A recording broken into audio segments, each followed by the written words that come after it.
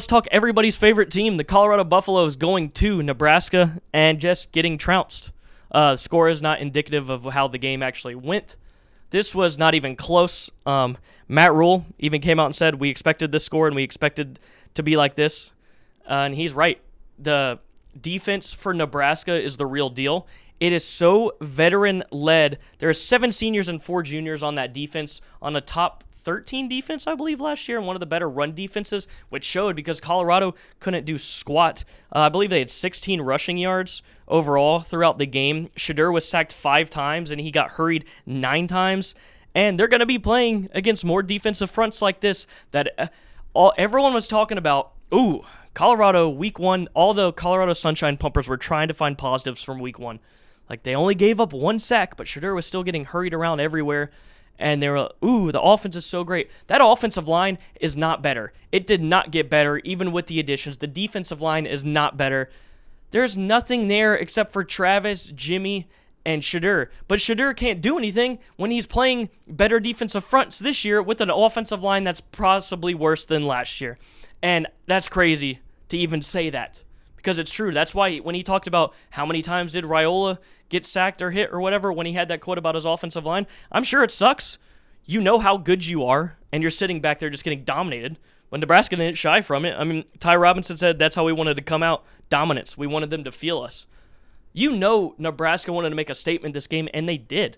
You had a national spotlight on you, and you beat the brakes off the team that everyone in the media is trying to sunshine pump to get likes and followers from people who aren't even going to probably be watching college football anymore because now Colorado sucks, which everyone knew what this team actually was. 3 great players on a team that is just not realistically competitive. They're like a fun little fairy tale to talk about, and that's really it. There's no substance there. And I don't hate Deion Sanders at all. I actually like Deion Sanders. Travis Hunter is awesome. Shadur's an incredible player. It's more so the media around Colorado than the actual Colorado team, which is annoying. So I don't wish for them to lose. It's just everyone doesn't like you now as the college football whole. I saw this tweet, which was hilarious. I can't find it. A dude tweeted on Saturday night, "It must suck to be a Colorado fan because you sucked and were irrelevant, and now you suck, you're irrelevant, and everyone hates you." And I was like, that's pretty funny.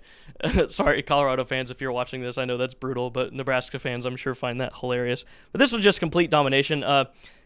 It's incredible to see Dylan Raiola. Just the composure from this kid is awesome. And I love what he said after the game. He said, "Our defense is the best in the country. I believe that."